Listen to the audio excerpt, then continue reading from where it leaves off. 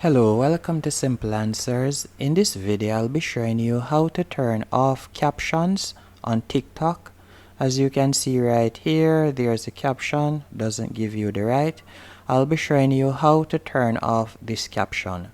The first thing you'll need to do is tap on the share icon in the bottom right hand corner. Then from the bottom row of options, you're going to scroll across to the right and you will see the option turn off captions. You'll tap on that and you can see that the captions has been turned off. If you would like to turn on captions again on a TikTok video, you'll simply tap on the share icon, scroll across and tap on turn on captions.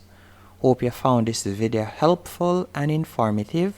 If you did, be sure to hit the like button and subscribe, and thank you for watching.